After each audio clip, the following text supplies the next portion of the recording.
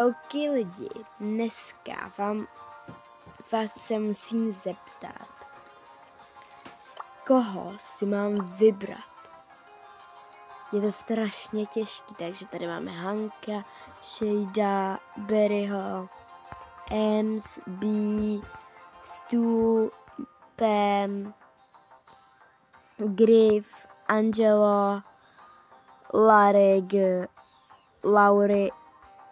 Laurie, Edgar, Pearl, Piper, Grom, Nany, Bonnie, Maple, Maisie, Mandy,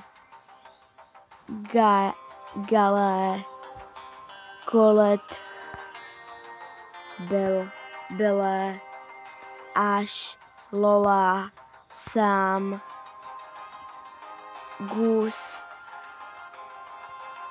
Rico, Penny, Daryl, Tick, 8-bit, Rosa,